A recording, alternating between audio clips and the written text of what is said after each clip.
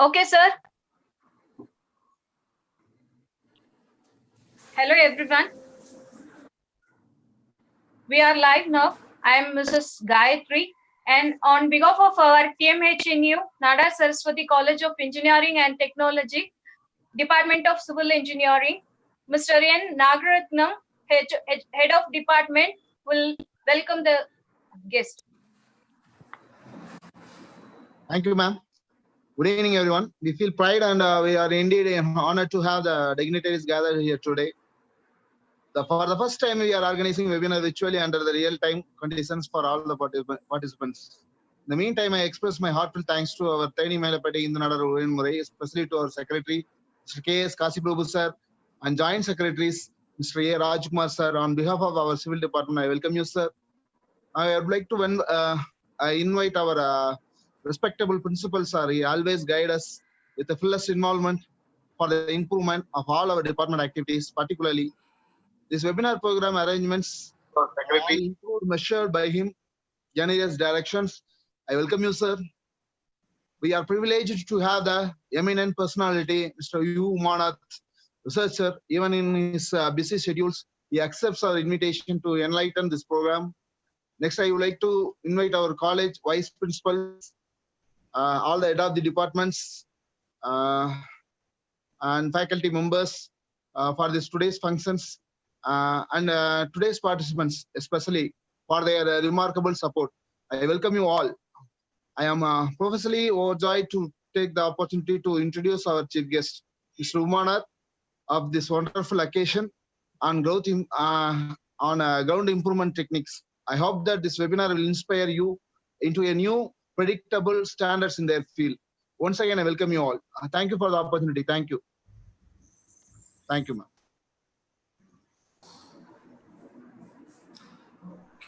We'll proceed with Gayatri, ma'am. Thank you, ma'am. Okay, sir. So I take privilege to have a wonderful session. Today we have Mr. UMANATH, Research Scholar, National Institute of Technology, Tiruchirappalli, who is a versatile geotechnical engineer with 8 years of field experience and 2 years of teaching experience, having expertized knowledge in site investigation, design experience, operational and project management experience, and he had managed CLIN's industrial sites, including construction of structural chimneys, weighing bridges, coal dosing buildings, and also he worked as a site quality engineer. Apart from that, he is a life member of ISTE, IGS, and AACE. His area of expertise are ground improvement techniques, pile foundation analysis, design subsurface investigations, quantity surveying, construction, execution of cement plants, and he was published many number of research papers in various reputed national and international journals. Okay, webinar compiles of a presentation followed by question and answer session by sir. All the participants are asked to post the questions in the chat box or comment section, which will be reviewed at the end of the presentation. Kindly be patient and cooperate with us as the session proceeds. We hope you all have a wonderful and informative learning experience. Now, I would request Mr. UMANATH to kindly take forward the session. Thank you, ma'am. Thank you so much. Thanks for the nice introduction. And this is the first time I can hear such an introduction to me. Thanks for that. Thank you for having me here. And how many participants are here? And I'm audible? Yes, sir. Everybody it is audible. Yes. Thank you. Okay, fine. Then soil mechanics is a quite complicated one, since everybody is having a bit of negligence in the studying soil mechanics and foundation in your UG courses. Even I'm one among them. During my UG courses, the soil mechanics kind of subject we all hated, right? So fortunately, I'm being here and doing my research on the geotechnical field. Fine. I think at the end of the session, you may get a idea to pursue your career in the geotechnical. I'm sure about that. Maybe you may not. Anyways, this is my first time I'm doing this kind of webinar. Let's start the session now.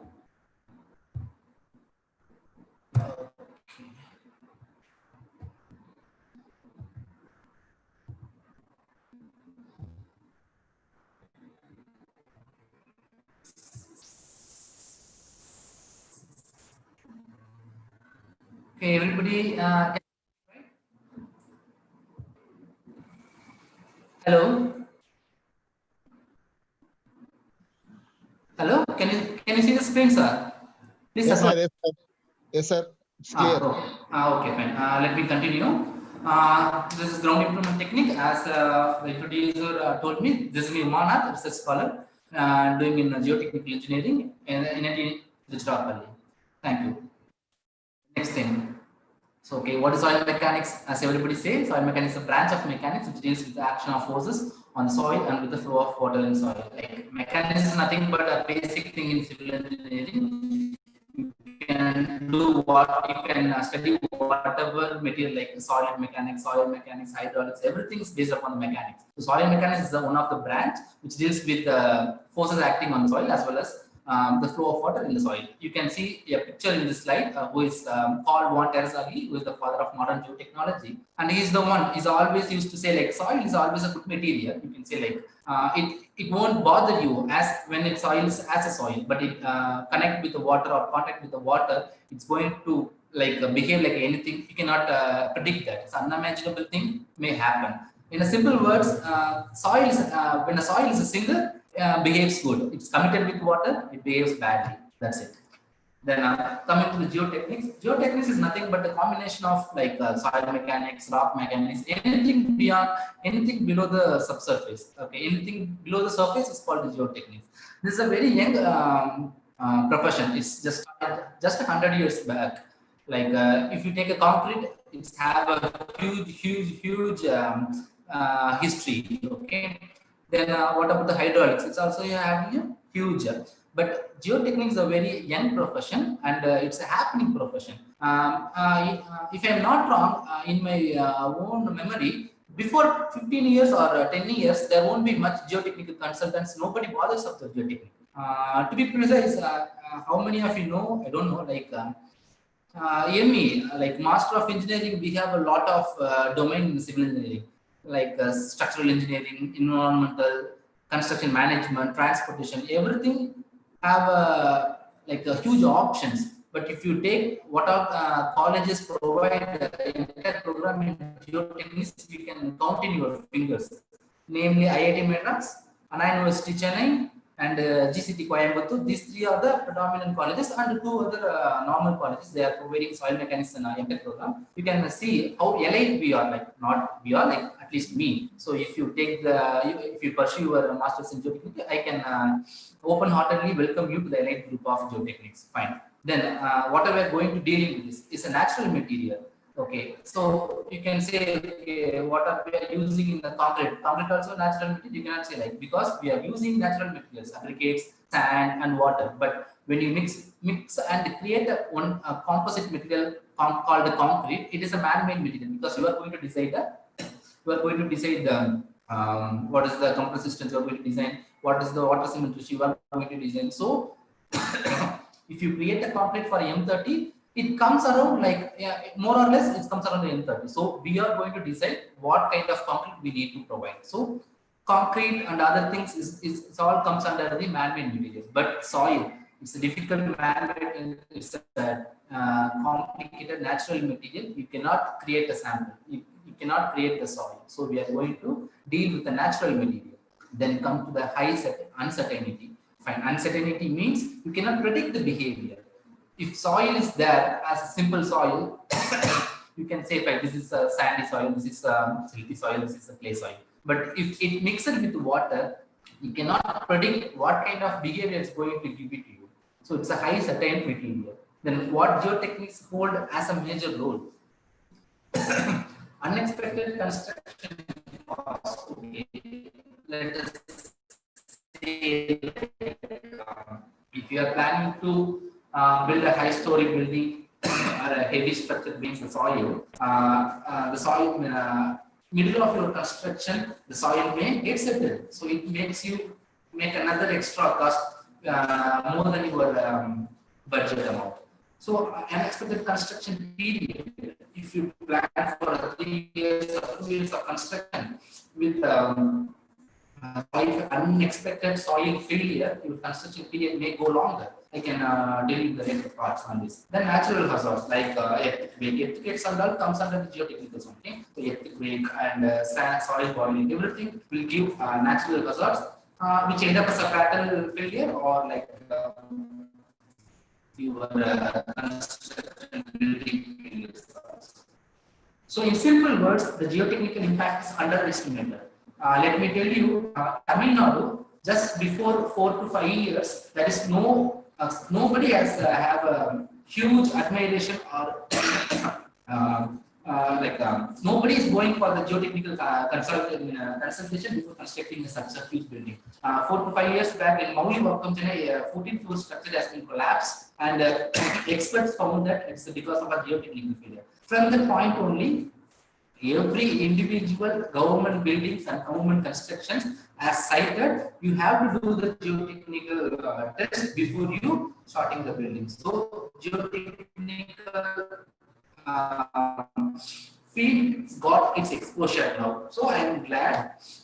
Then what is being a natural material? Soil is actually having a huge combination of starting from uncomposed organics to a mineral salts. You can have a silt, you can have a soil, you can have a sand, you can have many other materials. So it is quite a natural material. The problem may start from micro level itself. Then high salinity. From here you can see three types of materials: steel and concrete and soil. The uncertainty in the steel, because we are steel, we are going to make. If you want a TMT, if you want a TMT, you are going to collect the raw material and more in heat it and mold it. The problem from the deviation from your coded thing is only about 5%. It won't behave very differently than other two materials. At the same time, concrete having an uncertainty level of 15%, since it is using by the course aggregate. Course aggregate, water. Definitely, it will also create some uncertainty, but the percentage is about only 15%. But if you take the soil, you are going to deal with the soil, the uncertainty is huge. So you have to study the soil from nook and corner. Yeah, good luck to the soil. That is the one great picture I always admire. The picture shows a group of people blindfolded and touching an elephant of the individual part, and somebody part and say it's a crocodile. Somebody is touching the tail and saying it's a snake. So this is nothing but if you blindfoldedly believe what the subsurface soil, this is going to be a subsurface soil. Like if you dig for 1 feet, you may find a sandy soil. Okay, fine. The entire down surface, subsurface is going to have a sandy soil. So that's very wrong. If you take if you dig for 1 feet and if you find a clay soil, the entire surface is going to be a clay soil. That's very wrong. This is the answer you will get. So you have to study the subsurface entirely. So that is what this picture depicts. The subsurface is unknown to many and blind guesswork cannot condition. So you have to study the character and behavior of this, right?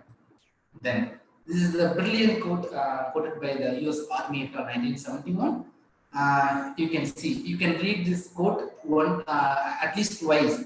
You get the feel of this. An approximate solution to the right problem is more desirable than a precise solution to the wrong problem. Fine. In a simple words, you can give a very great world-class treatment to your leg, for your heart. The problem you found in your brain is useless, right? So that is what it depicts. An approximate solution to the right problem is more desirable than a precise solution to the wrong problem. So you have to find the problem. So for that problem, you may give approximate solution. You may have a proper solution at the time of the problem. So you can give approximate solution. That is much better than giving precise solution to the wrong problem, right? The next. Difficult foundation conditions. Possible alternative solutions for that. Consider yourself a civil engineer. You are going to construct a building, a hotel, or whatever it is. If you find such a difficult condition, foundation condition, you may find some very marshy land. You may find a black cotton soil. You may find what the project engineer will do. These are the results. So avoid the particular site. If you have 2 or 3 sites possibility, so you can shift your project to another site, right? Then design the plan structure. Okay, according to you. Okay, fine. You may have a separate design according to your foundation investigation. You may change the plan, right? So another thing is remove and replace the unsuitable soils. Right? You may find very soft soil or unsuitable soil for the shallow depth for saying 1.5 feet to 2 feet. You can replace the soils. That's very economical one. Then enable cost-effective foundation design. Fine. With this particular difficult situation, you can reduce the cost-effective foundation designs. That's your up to you. Then reduce the effects of the contaminated soil. Okay, you may find contamination. You all know, right? You may study the environmental engineering, right? So the contamination word is always haunting me. Nobody has ever did the proper study for the contamination of soils, right? What are the problems we may face, like the tannery industries, dyeing industries? There are a lot of industries. They're letting their waste effluents to the subsurface. We all bother about what happened to the groundwater. It will contaminate the groundwater, right? It cannot be good drinking water. We cannot use it for further usage. But nobody has bothered about the contamination of the soil. Fine. So if your soil is contaminated with chromium, zinc, whatever materials, your soil property may alter. Fine. So we have to recontaminate. We have to reclaim your soil to proceed your construction. Fine. The final part comes the ensure the sustainability in construction project using ground improvement techniques. Okay, these are all the alternative solutions, but we are going to see about the ground improvement techniques right now.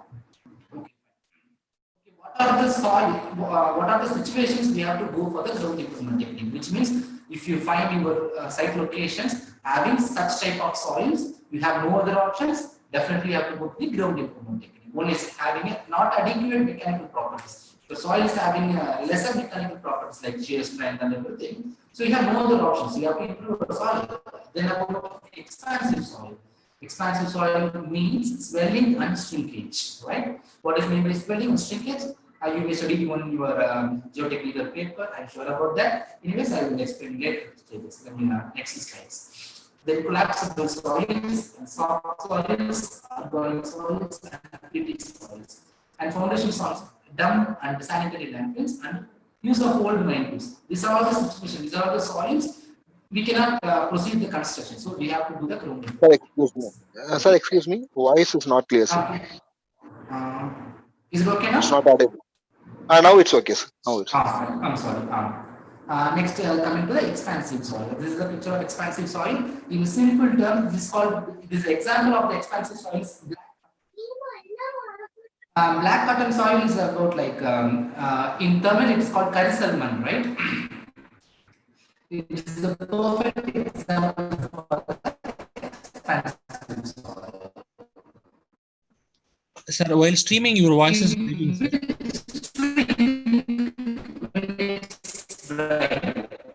It will expand when they are wet. Clear? Oh, is it audible now? Sorry. Apologies for that. Is it audible now? So while streaming, your voice is breaking, sir. Hello, can you hear me?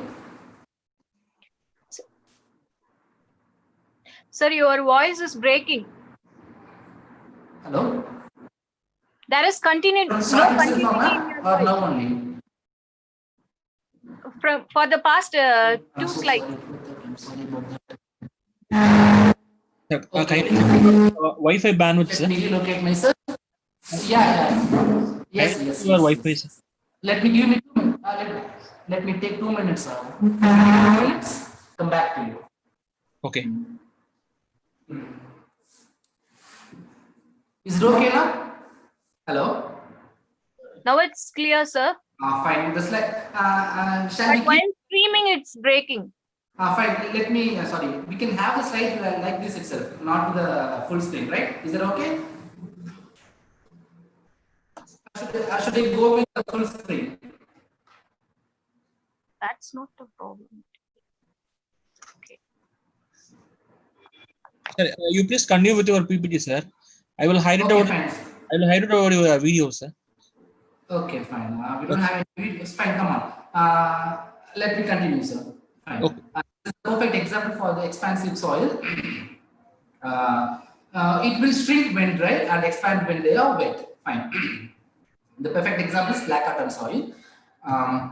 Then expansive soil movement and damage they cause occur very slowly. This is the very important point. If you take a sandy soil, if you pour water, it will drain very fast, right? If you put a load on your sandy soil, it will settle very fast. But in case of expansive soil, even the drainage is very slow.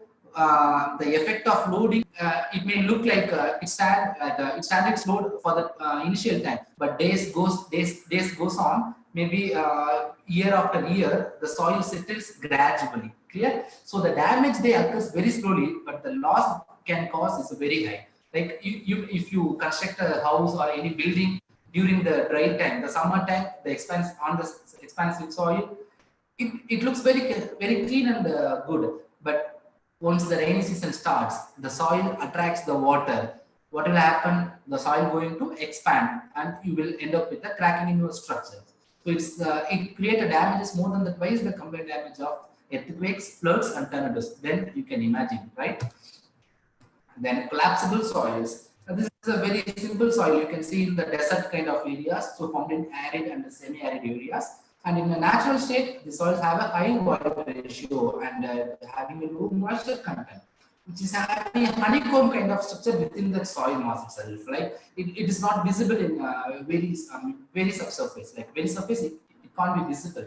But once the soil enters with water enters with soil, that's it. All the pores is going to collapse and end up with this kind of failure. You can see the failure in this picture, right? So the soils can cause problems. When the soil subsequently becomes wetter and influx of water breaks down, this bonds or causes the soil to compress.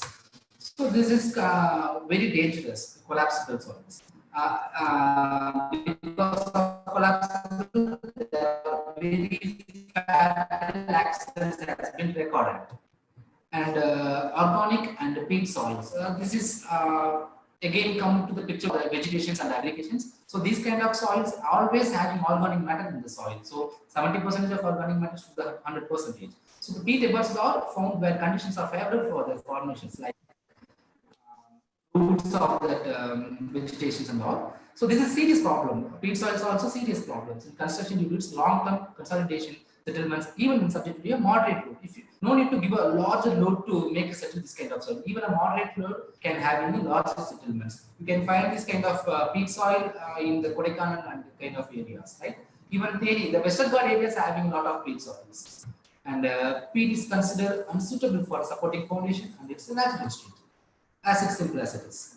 And you can see how the peat soil looks like. Okay, how can you imagine constructing a structure over this kind of soil? It can't take such a load.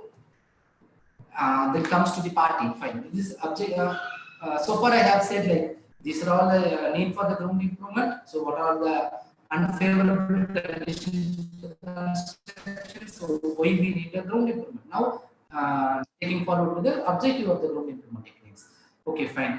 I cannot ask question now because all the participants has been muted. So I can say the soil have engineering properties. Only 3 engineering properties very much important. As a soil, if you study the soil mechanics, means you can say what are the engineering properties of the soil. One is shear strength, permeability, and compressibility. So you have a better shear strength. You have a reduced permeability. You have a reduced compressibility. The compressibility name itself express to you the compression of the soil. If you act a load on your soil, the soil should not compress more. Okay. If you add a water to the soil, the permeability should be less. It should not penetrate into the soil so much, which create a problem to your soil. So shear strength is nothing but a resistance against your shear load. Your soil should have a better shear strength to be able to construct on that soil subsurface, right? So our objectives of the ground improvement techniques is based on the engineering properties, right? So you have to improve the shear strength, reduce the distortion of the stress strain curve, right? In simple words, stress strain curve.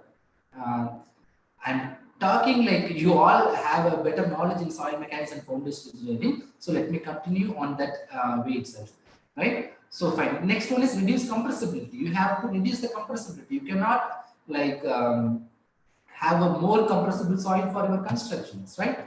So fine. These are the classification of ground modifications, right? Our objectives: we have to improve the shear strength, we have to reduce the compressibility, we have to reduce the shear stress modification. So what are all the ground modifications we can do? Fine. So these are the basic classifications: mechanical modifications, hydraulic modifications, physical and chemical modifications, and confinement. And it may have a combination of the above, maybe 1 and 2 or 2 or 3 or 4 on 1. It depends on the soil conditions, right? So fine.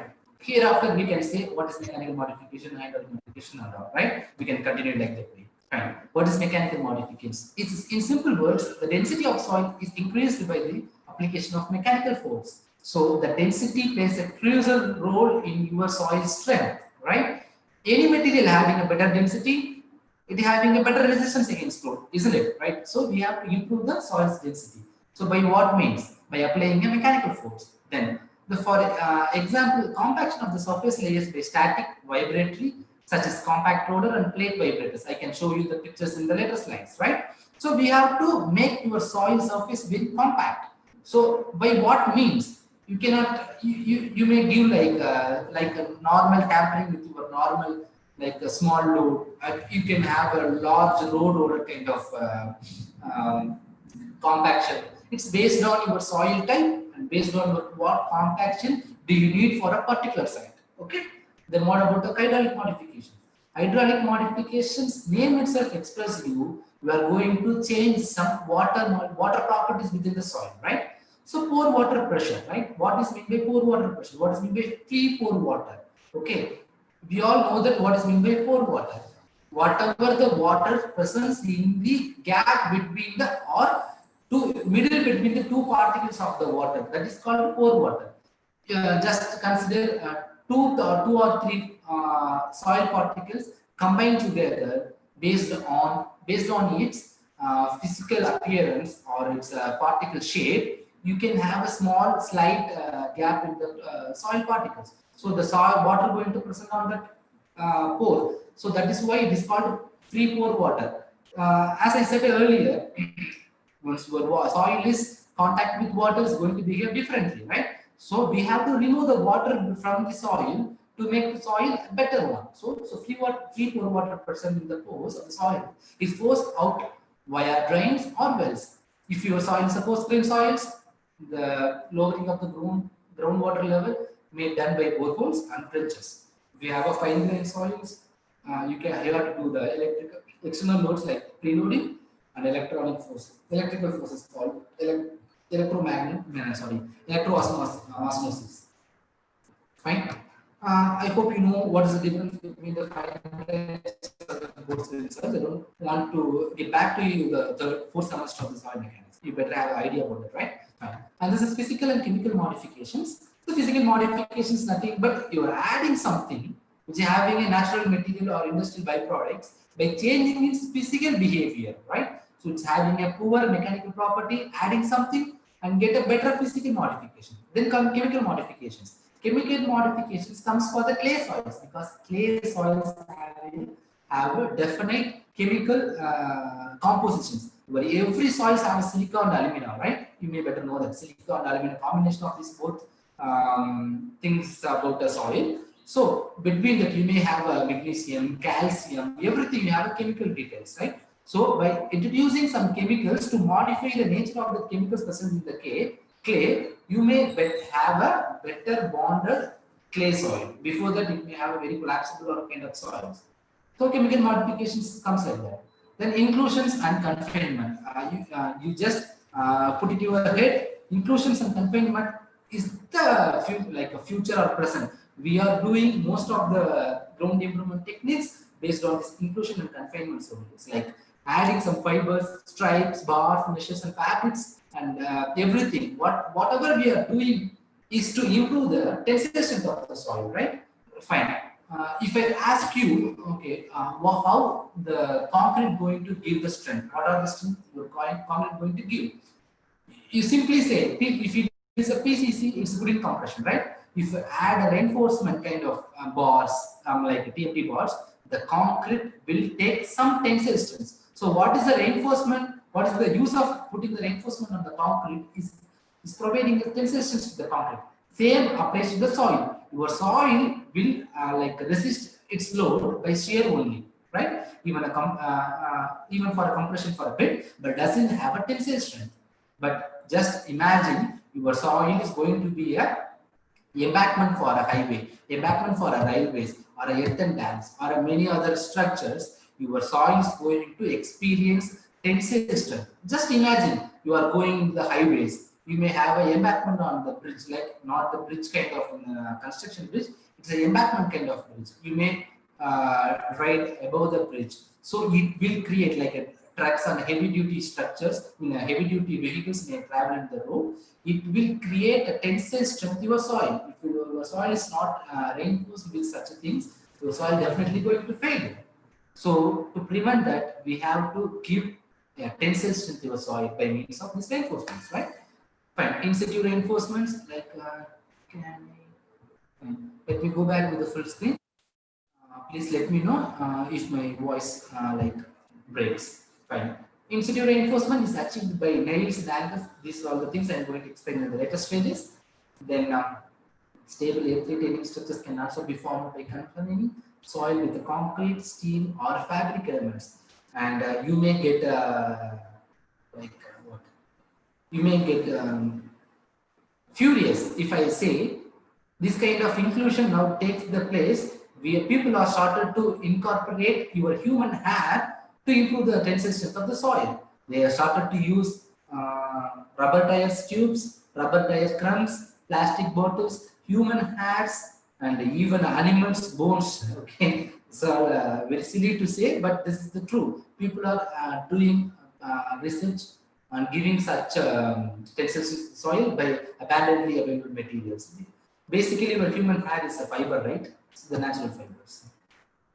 Okay, coming back to the mechanical modification. So the basic principles of mechanical modification is the correct proportioning and effective compactions. Okay, so what we will get in the mechanical modification? What is the stage by stage? What is the aim of doing mechanical modification? As I said earlier, increase the shear strength, reduce the permeability, reduce the compressibility, and reduce liquefaction potential, control of swelling and shrinkage, and prolong durability. I hope you know the word. I hope you heard about the word liquefaction. If you don't, please go back and search your textbook of the soil mechanics. Liquefaction is a very important term. If you want to pursue in geotechnical, this is the future. We have to deal with the liquefaction. Then compaction. Okay, a simple ground improvement technique where the soil is densified through external compaction effect. So fine, the first picture, it gives you the soil particles having different particle sizes, and you can see the gap between the particles. Once you add the water and give the proper compaction effect, you can get the same kind of soil particles which attract each other, which have a lesser volume. So what we will get from the compaction? Lesser volume, higher density. Okay, that is our main criteria, right? Then what are the types of compaction we have? One is shallow surface compaction and deep surface compaction. And coming back to the types of shallow surface compaction. Shallow surface compaction means the compaction what we required only about 250 to 300 mm below the surface. Okay, that much depth only we need to compress or compact. That is enough for the road constructions, right? So the shallow surface compactions, it's mainly comes around the road constructions. Then comes up the deep surface compaction. If you have a very large deep of soft soils or very unacceptable soils, you have to compact but the deeper depth, right? So what is the type of shallow surface compaction? The first one is we can go with the laboratory compaction. Don't worry, I'm not going to explain what is standard Proctor or modified Proctor or miniature Proctor. I hope you know that better than anyone, because maybe you very recently have done that geotechnical laboratory. So soil Proctor, standard Proctor, modified Proctor, everything will give you the compaction for the subsurface. That's a perfect example, laboratory level. Then comes to the field compaction for the shallow depth level. The first picture here is smooth wheel roller. It's a very common roller everybody seen in the road. This is another colloquial word is road roller.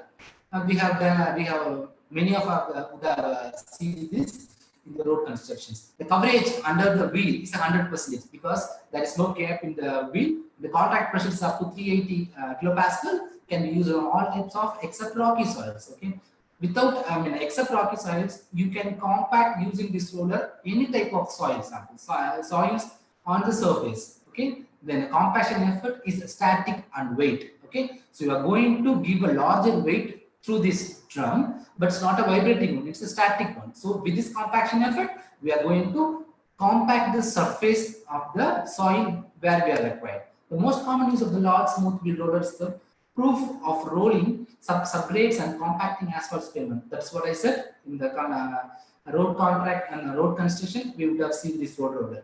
It compacts effectively only 200 to 300 mm. Therefore, place the soil in shallow depth. There comes the pneumatic roller called rubber tire. You can see the gap between each individual rubber tires. So the coverage will be definitely less than 100%. It's a 80% coverage. The contact pressure is up to 700 kPa. Can be used for both granular and fine grain soils.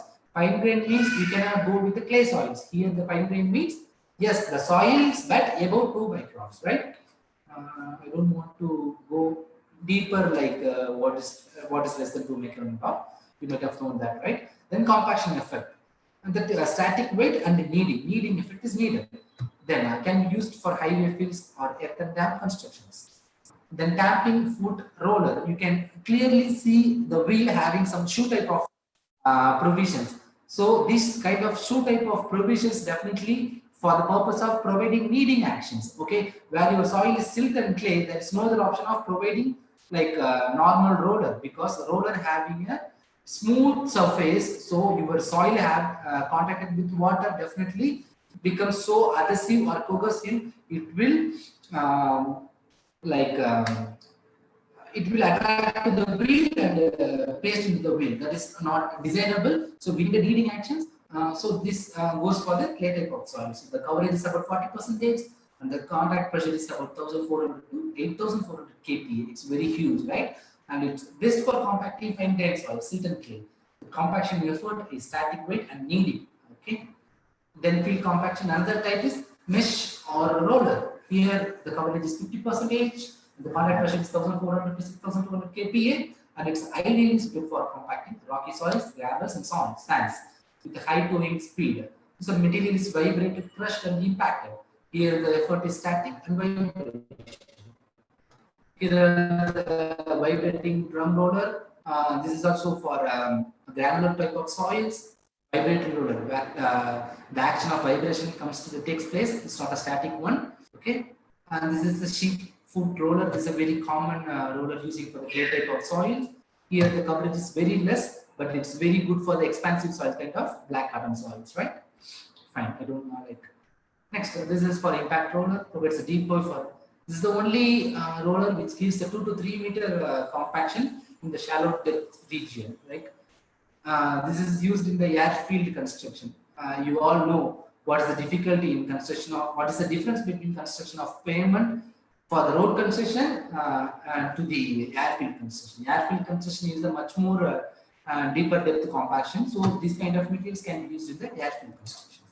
So this the table explains you what type of equipment can be suitable for what type of soil and what type of soil should not be used. Okay, I'm not going to read this. I'll send you this PPT and you can study this later, right? And comes to the deep compaction. Okay, where we need a deep compaction, where we are going to construct deeper foundations, we need a deeper compaction. Where our load going to penetrate into the deeper sections, we need a deeper compaction, right? So if you are going to construct 100 floors like Abu Dhabi kind of shore areas, your foundation is going to be a very large. So your soil need to be compacted, your soil need to be improved, it needs to be very deeper there. So what are the deep compaction methods available here? So VIBRO compactions, VIBRO replacement, that is called stone columns. The stone columns should come into the bracket, sorry, I missed it. Then dynamic compactions, dynamic consolidation, sand compactions, and preloading. Let us go through shortly on this. Compaction is actually referred to the VIBRO flotations. Here is the rearrangement of the soil particles into the denser configuration by use of the powerful depth vibrations. So, you can better understand by seeing this picture. This is the picture of VIBRO compaction. This is the picture taken from the Keller website. And the first picture on your left side is the drilling of your vibrator, which means your soil having a lesser density.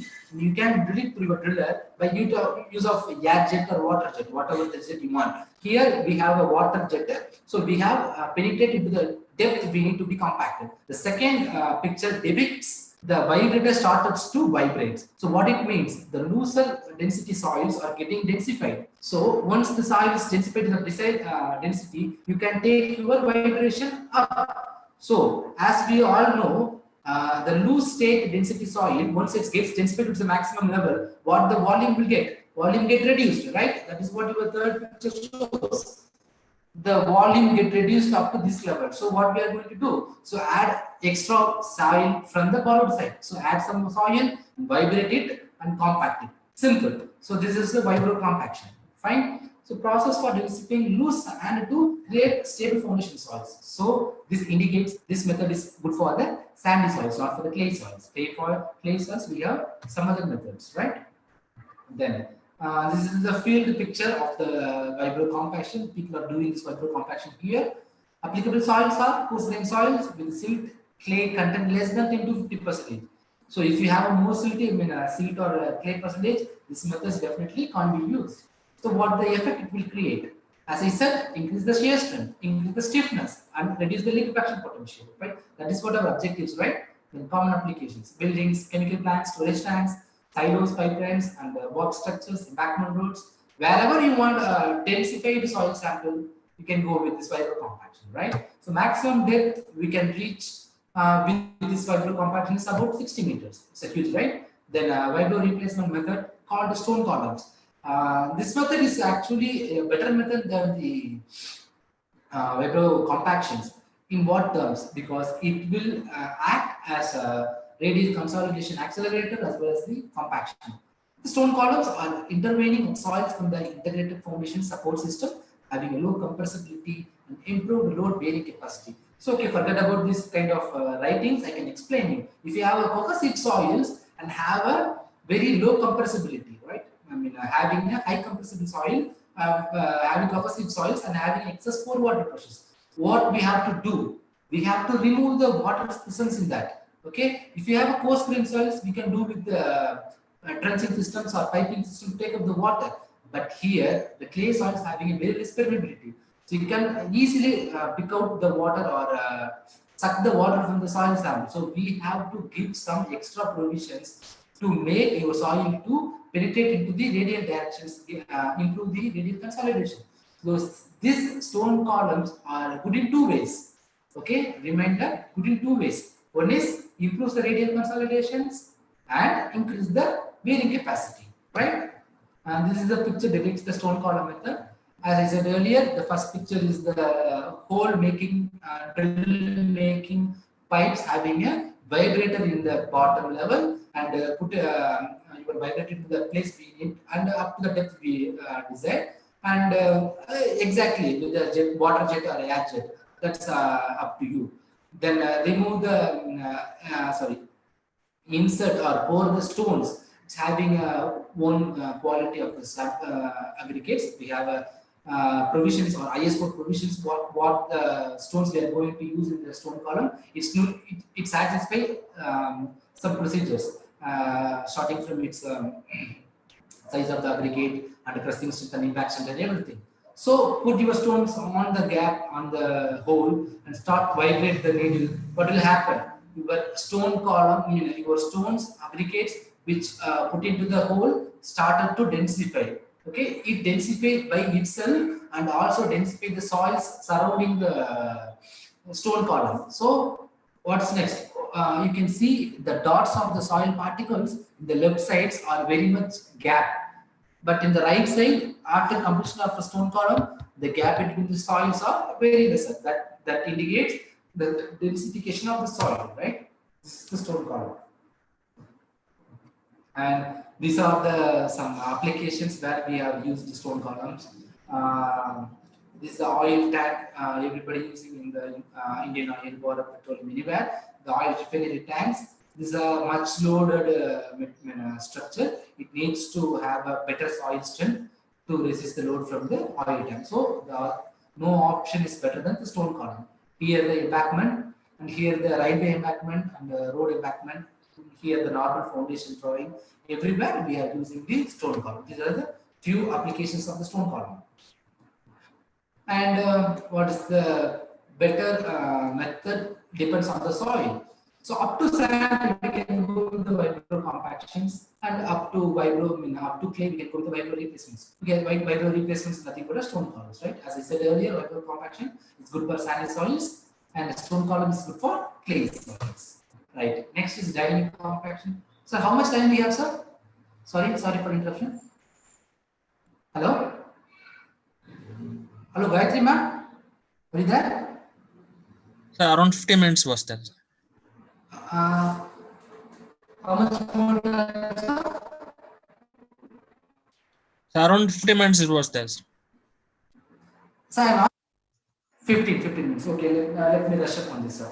Fine. This is dynamic compaction. So dynamic compaction is nothing but damping the huge weight of the concrete or any kind of materials into the clay soil. It will create a vibration and make your soil compact. Okay, I cannot explain much about this and all with having a lesser time. And this is the picture of dynamic compaction. And this is the huge weight. It's a weight around 60 to 172 tons. Just imagine 172 tons means about 50 to 60 elephants weight. And this is the dynamic compaction. This is how the loads going to fall into the soil, and the static, the Rayleigh race going to generate, and it will reach up to the desired depth of D. Okay, that is a calculation. Maximum depth of improvement. It depends on the mass of the damper and height of the fall. This is another pictures. This is the hole happened after the dampering of that weight, and this is the pattern we have to use, because we cannot drop the weight. We have to drop the weight alternatively. We cannot drop the weight successively, because it will create a problem. And this is the pictures again showing the dynamic compactions. Dynamic consolidation is nothing but consequences of the dynamic compactions. It will consolidate the soil very faster manner. And this is preloading. This is another good method. Where your soil is having a huge soft soil, this is a huge area, and you have a better time. Listen, you have a large time of constructions, which means I'm going to start the construction maybe next 2 to 3 years, but I have to consolidate the soil. I have a 2-3 years of time, then you can go with the preloading, which means you are going to load the surface. How much load means what the going to come the structure. If you have a G2, G+7, G+8 or any other higher load materials, the expected load you have to put it as a preloading itself. Okay, with that load, the soil going to consolidate. As I said, the clay going to consolidate. It will take much longer time. So it will take years. Okay, so let the soil to consolidate by its own mean. Okay, so after the soil attains its full settlement, you can remove the preloading and construct your construction. Beyond that, your soil not going to settle anymore. It's good. It is good, right? So now the techniques has been improved. Now accelerating such consolidation, people are started to include the PVD kind of thing. Okay, so the PVD kind of thing will accelerate the radial consolidation into the subsurface. So this is the PVD called the prefabricated vertical drains. You have to insert the PVD in some regular pattern into the soil, which soil you have to improve. Then above that you have to put the preloading. This PVD have a porous, and it will collect the water and send it to the top surface, and your soil going to consolidate, right? Then hydraulic modifications. So groundwater conditions plays an important part in the stability of the foundations. The water table is lies very close to the base of foundations. The bearing capacity and settlement characteristics of the soil would be affected, right? So everybody, I explained it already. Water needs to be removed at any cost. Okay, then. Dewatering is nothing but a separation or removal of excess water from your saturated soil mass, right? So during the construction or before the construction, presence of water makes you feel discomfort, right? So it may give lesser workability, and it will react to soil and may settle later stages. So you have to remove the water at any cost. Okay, what are the type of dewatering we are using?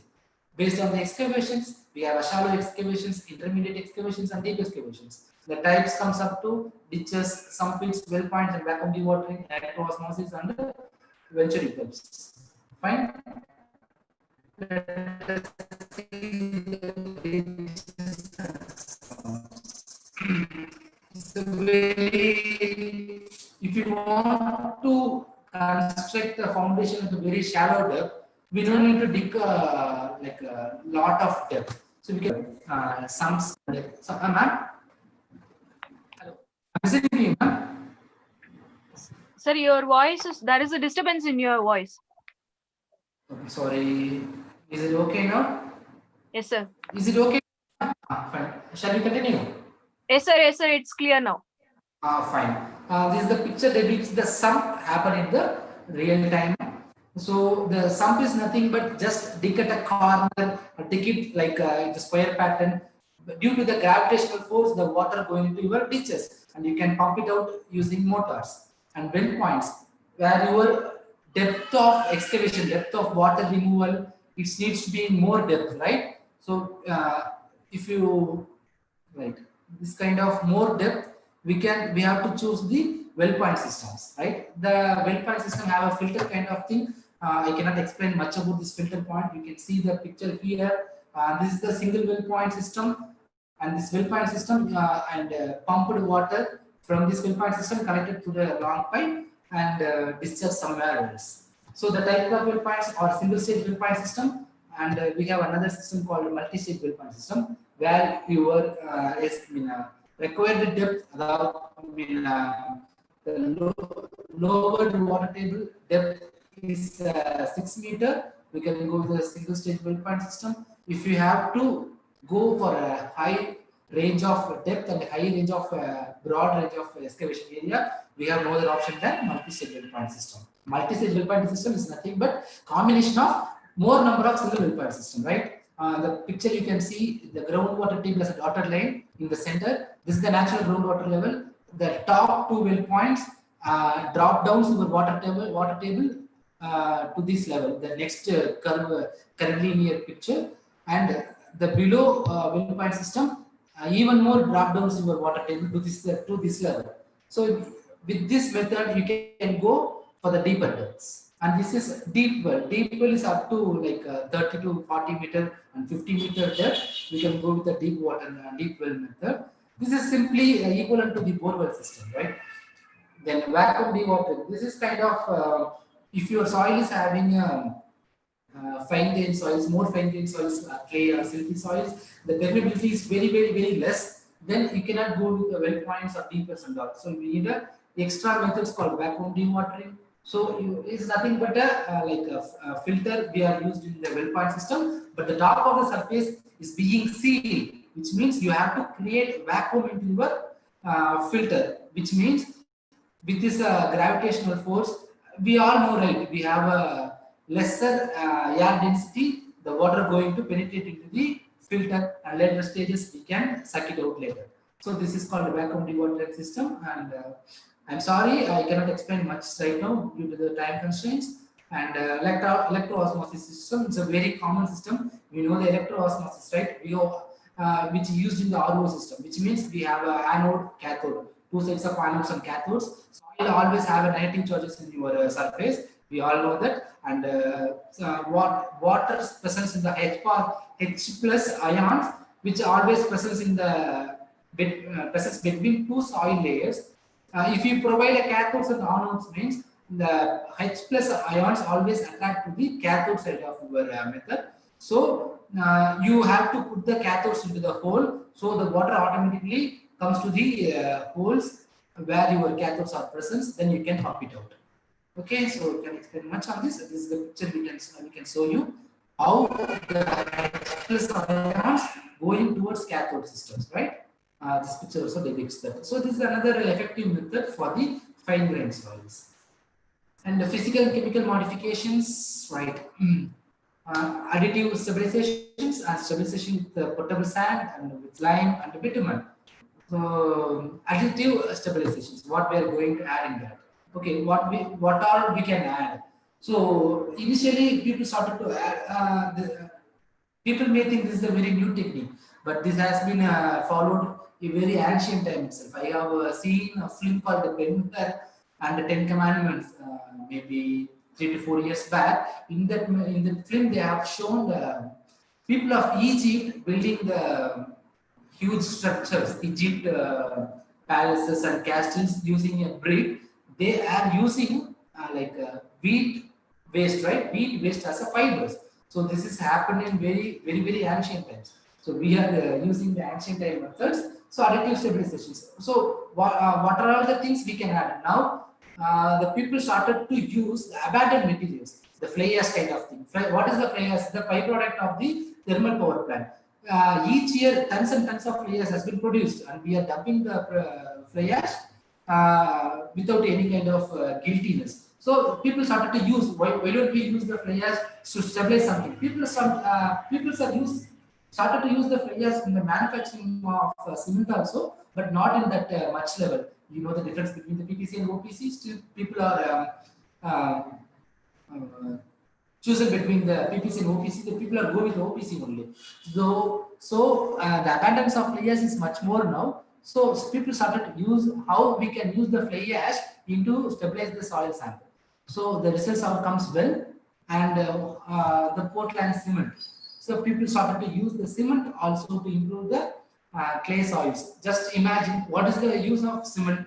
You all know as a civil engineer, cement is a binding material. If you let the cement to dry or cure, what will happen? It becomes very hard, stronger material. That is what the use of cement within the soil. If you have a clay soil or a soft soil which have a bit in it, so you just add the cement. What will happen? It will attract the water and make a soil as a binder or a strong one. This is the way we are using the cement. This is the method we are putting into the cement into the soil and mixing through this kind of wheel and let the soil to cure, and you will get a stronger under. This is the methods and design construction steps. I cannot go through now, I'm sorry. This is the picture showing how the people are doing in the field. Well, there is a lot of slides here. Let me show very glimpse only. And then this is the lime. Lime is also a very ancient technique to improve the soils. Once the limes we are using in this method is only quick lime or hydrated lime, which means calcium oxide and calcium hydroxide. If you put the soil in clay into lime into the clay soil having a wetness, what will happen? The quick lime absorb the water and improving its volume. So improve the volume, always densify the soil, and from the silicates and aluminate from presence in the soil react with the calcium, you can get the calcium silicate and calcium aluminate hydroxide. These two things are pozzolanic materials. They have a larger impact in the strength of the soil. So lime is a very good another stabilization method. These are the things will happen in the stabilization of soil using lime. So plasticity will reduce, reduction in the moisture holding capacity, and swell will react, improved stability and ability to construct a solid working platform. Fine, these are the factors taken into the consideration when you are stabilizing using lime. The type of lime, quick lime or hydrated lime, lime content or curing time, type of soil, clay minerals presence in that, soil pH and curing temperatures. Fine. So the construction process, I don't want to explain this. This is the picture shows how the limes are added or mixed with soil samples, how the these kind of vehicles are making the compactions. So you can clearly see the pictures what the soil being like before lime and after lime. You can clearly see the compactness and the density of the soil, right? Then come back to the chemicals. There are a lot of chemicals present in the available market to improve the soils, like take the calcium and sodium chlorides, lignite, natural resins, and synthetic resins. These are the chemicals we are using. These are the chemicals can be injected. This is where the grouting comes into the picture. Grouting is nothing but injecting anything into the soil mass. So in the liquid format, the liquid will penetrate into the gaps, pores into the soil mass, and make the soils densified one. And next, fourth one. This is the fourth and final modification method, inclusion and confinement. Okay, sorry. Let me take another PPT, the better than this one.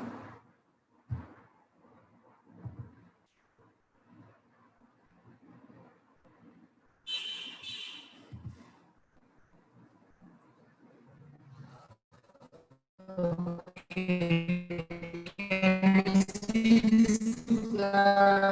you see this? Excuse me, please acknowledge. Can you see this PPT? Hello? Sir, your voice is streaming, sir. Oh. Is it So now or it's it is now only? now only, sir. Now only. Okay. Can you see this PPT, ma'am? The new PPT? Yes, sir. It's visible. Okay, fine. Let us continue. This is the fourth method called modification using insertion or confinement. So what we are going to see in this method, it's a concept of reinforcement, types of reinforcement detail we are going to use, application of reinforced earth and uses of geotextiles, then filtration, drainage, separations or the applications of the geotechnicals. If you are going to pursue your field in the geotechnical, please mind two words as I told you, liquefaction and this geotechnical. This is the future, right? So the geotechnical is everywhere. We are using the geotechnical in the improving soil samples because basically the geotechnicals are good in tensile. Then what is the theory of reinforcement? Reinforcement has always been in use by man since ancient times. Okay, the earliest remaining example is the Great Wall of China, and even Rome's British and Dutch people also use the reinforcement in the soil. Fine. The modern concept has been conceived by the Casa Grande. In the modern form of earth reinforcement as introduced by the Engg, right? So fine. What is the principle? Vaguely saying, like it is analogous to the reinforced concrete. As I said earlier, what is the use of reinforcement in the concrete?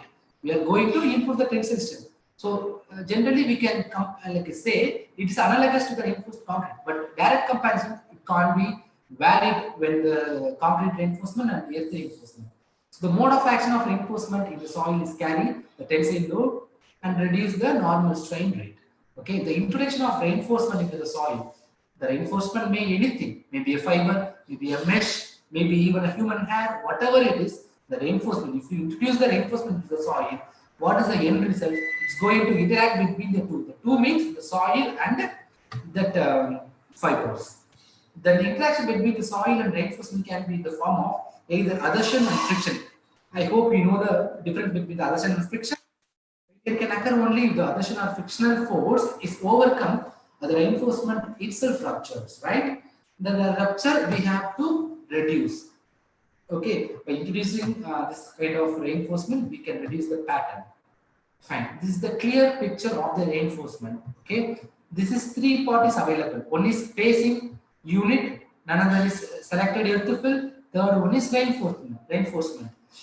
I hope everybody who's passing through the bypasses having seen this kind of earthy embankment. Okay, the bridges always constructed on the earthy embankment, showing the facing walls as a very straight thing. But you cannot dump the soil as such because the soil going to slide. So you need an angle of internal friction level of slope in your soil. So if you don't have a proper slope, what will happen? The soil going to fail.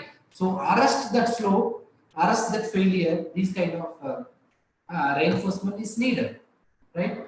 And this is another picture which shows reinforcements on the earth, which is given the tensile strength.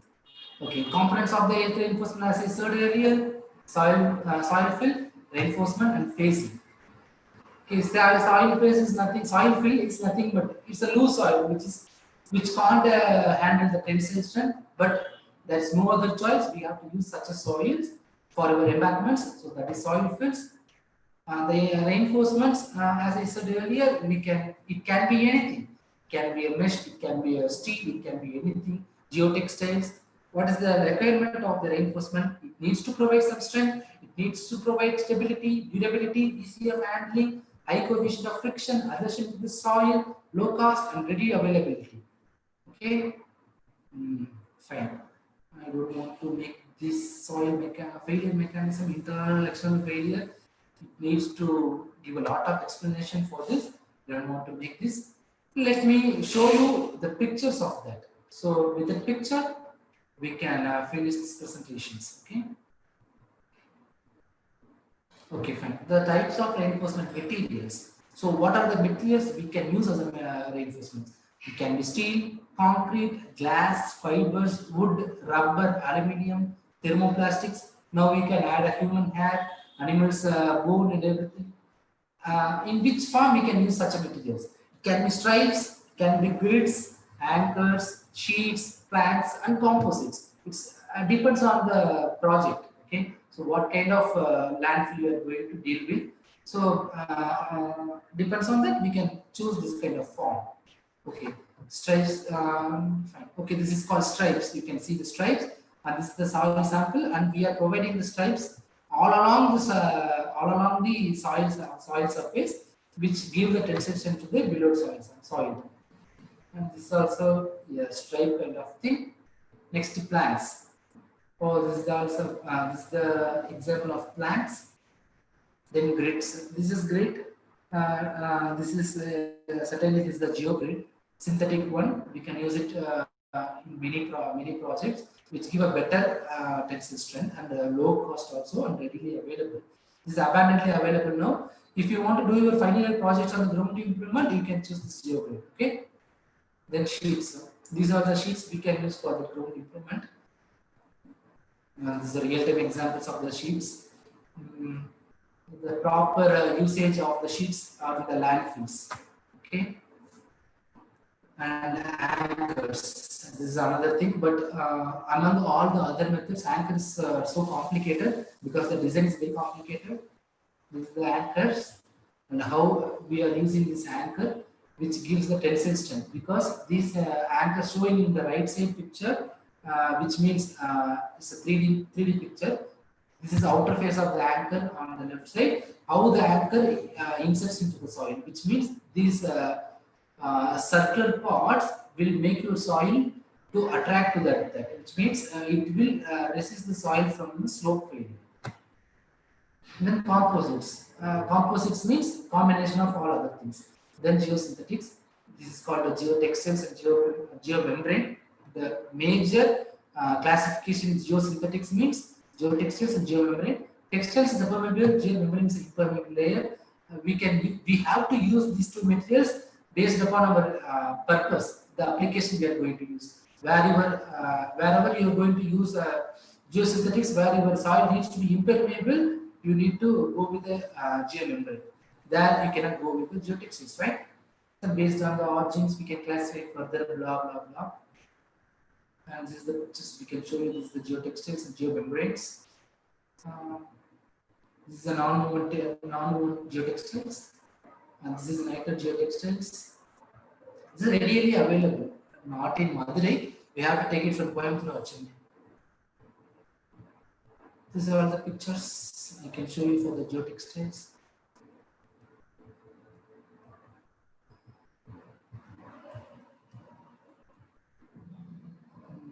Fine. This is the applications of geotechnics. Separations, filtrations, and reinforcement, drainage, and containment are barrier. Separations, where we can use if you go with road construction, you have a three kind of layers: subgrade, base, subbase. Subgrade, you have a what kind of soil? It's a natural soil. Subbase, you have a aggregate. So between these layers, you can provide the geosynthetics.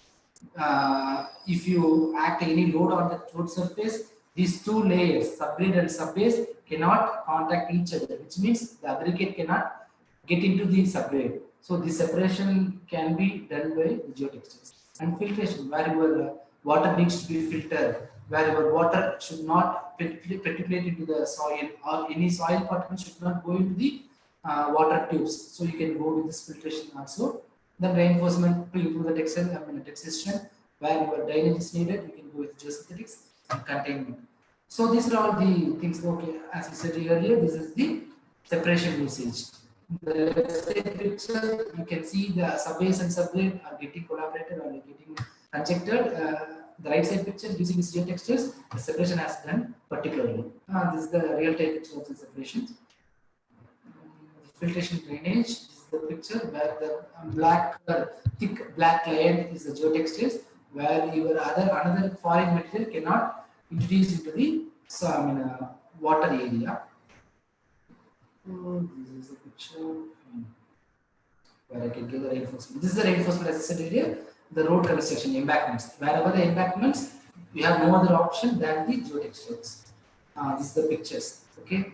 Usually, the slope of this much height, the slope required for this much height of the embankment, which definitely would be 1:3 or 1:2. Okay. But see the slope, definitely it's not going to be 1:2. Okay. To reduce the slope, you have to arrest the slope by using the geotextiles. Okay, reinforcement kind of things and containments. This is containments, leachates.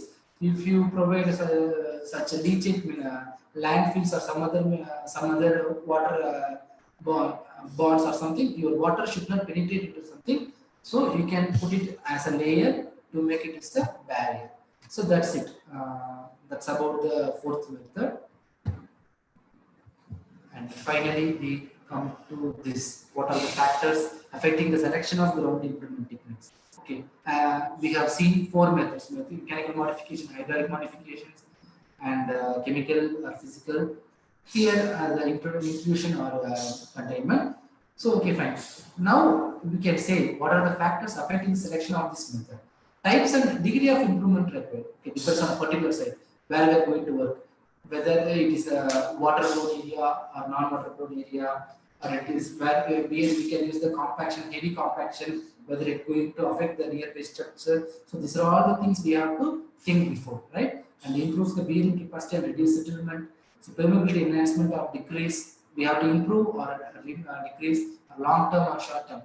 By considering all these things, we have to choose a better method among the techniques we have discussed so far. Then types of soil, geotechnical structure, and seepage conditions. Okay, as I said earlier, types of soil is a very predominant factor which affects the method we are going to choose. If you take a wrong method for a sandy soil, which method is good for a clay soil cannot be good for the sandy soil. So types of soil is very much important. Then cost, okay, size of the budget is very much important. Okay, you cannot like give more money on this, like for the ground improvement. Okay, your budget is 10 crore, you cannot spend 5 crore on this ground improvement alone. It is useless, right? So you can go with some other design or something. So we have to look into the size of the budget also. So within the budget, which method going to be very feasible and effective, we have to just that comes with the experience. Don't worry about that. If you do more and more study on that, by experience definitely you can just appropriate method. Then availability of equipment and materials and the quality of work required. So availability of the equipment, particularly for a sheet, as I said, a sheet foot roller, tap foot roller. You have two methods. You have two different rollers, but you don't have that. You have only vibratory kind of thing. What we'll do? Okay, let's get the vibratory roller, but use a on the clay size, right? So then construction time available. You cannot rely much time on this ground improvement techniques, right? We have to finish as much as possible, as early as possible to give a proper time over construction period. So then possible damage to other adjacent structures. Okay, like most of the structures now constructing in the city center area, people are objecting for draining or drilling on a particular place because it has disturbed the elderly people and medically unfit people. So we have to choose the method according to it, right? So if you like dig the soil sample to depth for the hydraulic excavation, the adjacent structure, what will happen? It may fail. So we have to go with another method. For saying you can go with the electroosmosis, other electroosmosis or some other techniques. And durability of materials involved. On seashore, possibilities of corrosions of materials is possible, so we have to choose accordingly. Steel materials cannot be used on the seashores, right? So it gets degraded or corroded. So you have to choose alternate method. The materials involved must be corrosion resistant. And then toxicity and severity of corrosion in chemical additives. If you are adding chemical additives, resins or something into the soil for the purpose of improving or stabilizing it, it may contain very toxic materials, right? Maybe chromium or zinc. So it may pass through the water, penetrate into the soil, and if the water may like mix it with the Excuse ma'am. Sir, already the time is over. Sir. Okay, fine. Last two slides, ma'am. That's it. Okay, sir. Okay. So these are the factors we have to consider before you choose the proper technique. And whatever I have said so far, I give you the picture in this table. So what is the type of soil? What type of method we can choose, right? The reinforcement, admissions, compaction, and dewatering. You can get it from this table, right? So thank you. That's all today. I'm very happy to present you the little knowledge I have in this field. If you if I convinced you, at least some of you, to pursue your postgraduates in the geotechnique, that's a success to me. And I just wanted to share more things with you. Maybe next time, probably in person, not in this kind of webinar. And if you have any doubts, feel free to mail me. These two are my mail IDs. Definitely come with the proper answers to you. Or if I don't know, I will never ever hesitate. I will get the answers from the experts and I give it to you. Thank you. Thank you so much. That's it, ma'am. Okay, sir. Thank you, ma'am. Now we begin with the question and answer session, sir. We can start now. Okay, sir. All the participants are asked to post your questions in the chat box and comment section now. Okay. So already a few questions posted by the students, sir. Participant Sudarshan SK, he asked, it is practice to flood the water after backfilling for compaction, consolidation. Is it correct practice? Sorry, I couldn't understand the question. Repeat. So it is practice to flood the water after backfilling for compaction or consolidation. Is it correct practice? No. So the compaction and consolidation is nothing but removing the water from the soil. Once you remove the soil from the soil mass, letting the water into the consolidated area is not practicable. It's not good actually. Okay, sir. You should not let the water into the soil mass after the consolidation. We have another question from participant Satyamurthy. His question is, what is soil nailing is all about and when it is carried out, sir?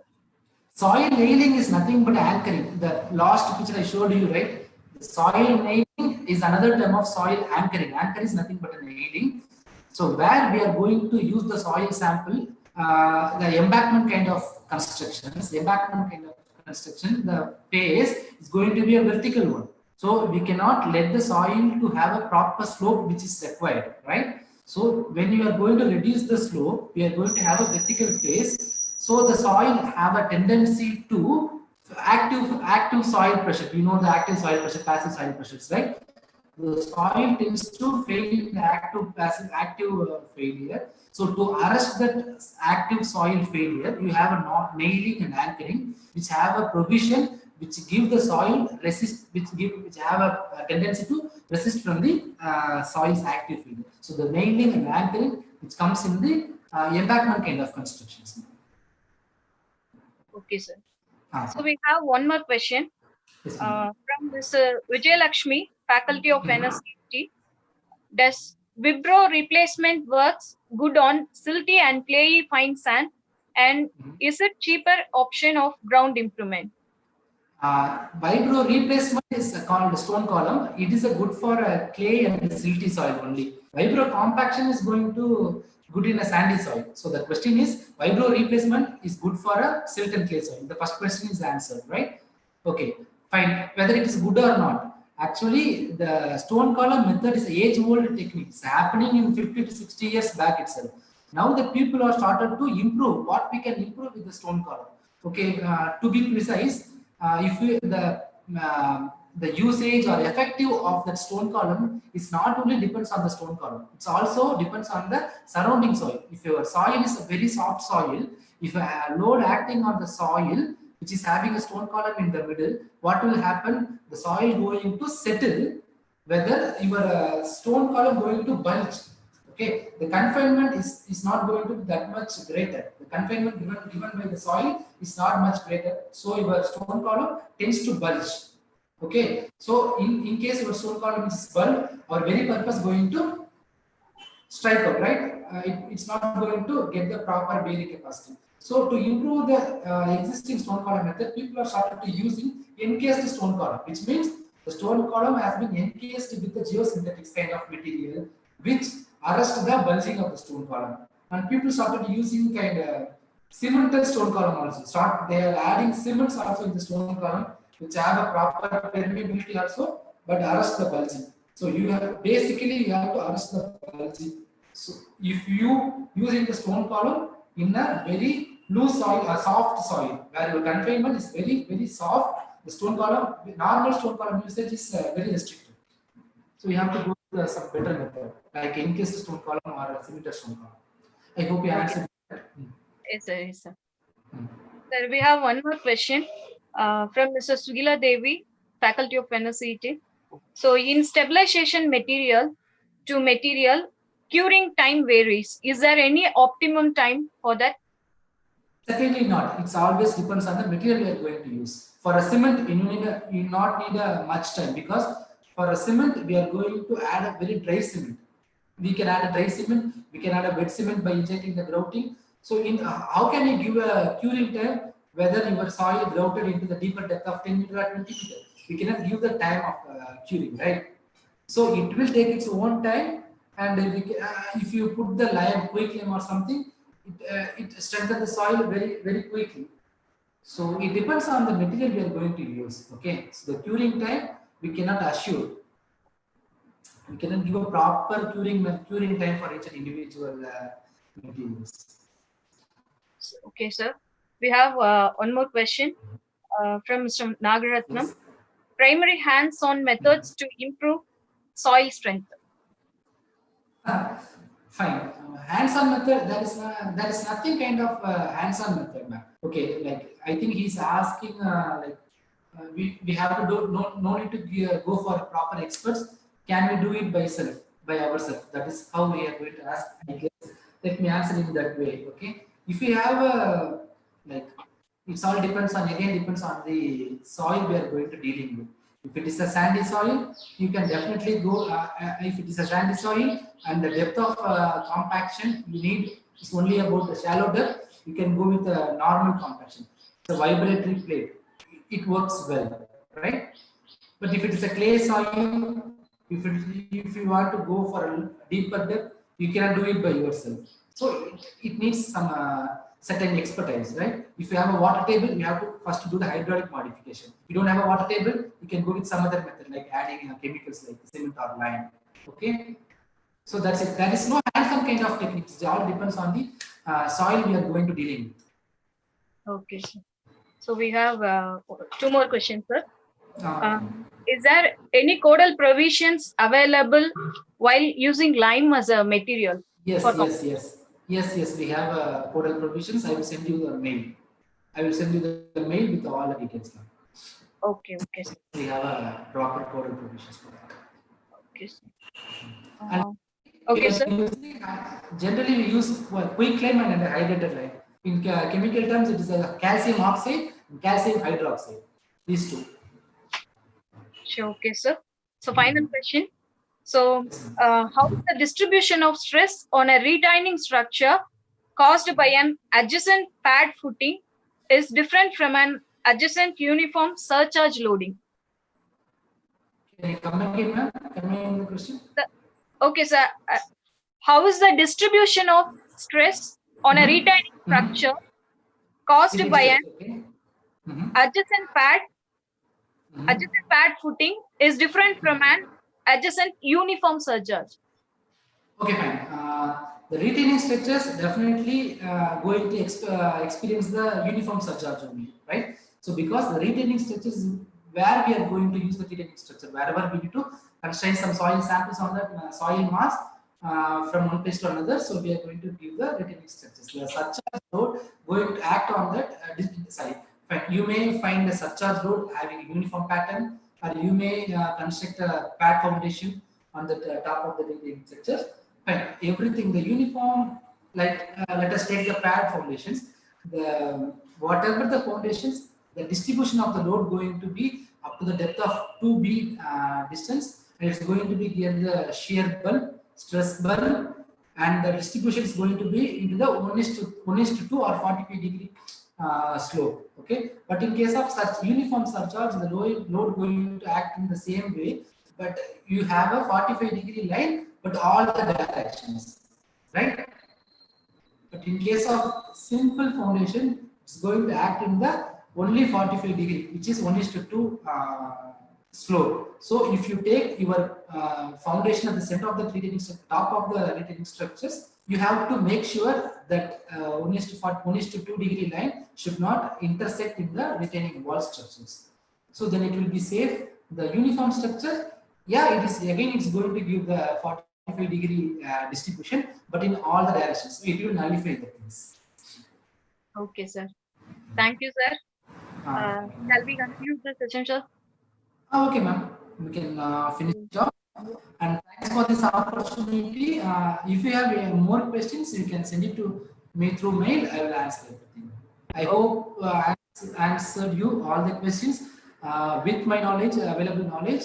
If I'm not sorry, if you are not convinced with my answers, you can mail me also. I will give a better answers by get the answers from the book and experts later. Thank you. Okay, sir. Thank you very much for the wonderful and informative session, sir. Now I hand over the session to Mr. Shanmu Priyan for the vote of thanks.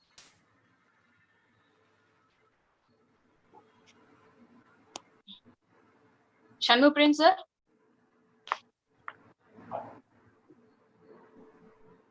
Okay, okay, sir. Thank you, ma'am. Thank you for introducing me.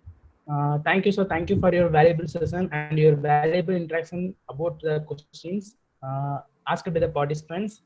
Thank you, sir. Thank you so much. So I would like to thank our management for encouraging us to conduct a webinar to thank our management, principal, vice principal, HODs, and the other faculty members who supported in our sessions. And I like to thank placement officer and all other participants who got successfully completed their session with us.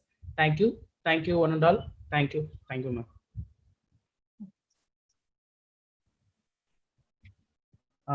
Another thing, participants, you can get your certificate in 1 or 2 days. If you have any queries, you can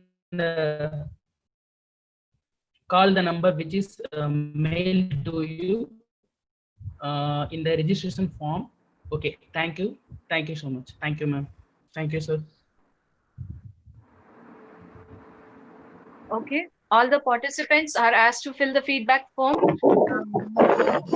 immediately, and it will be available only.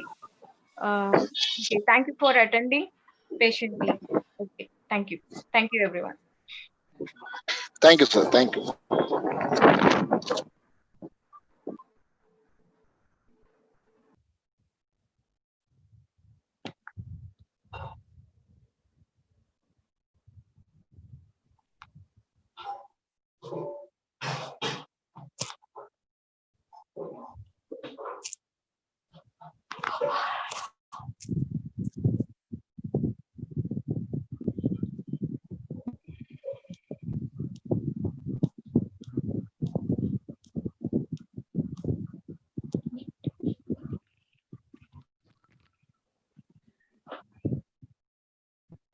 Gosh.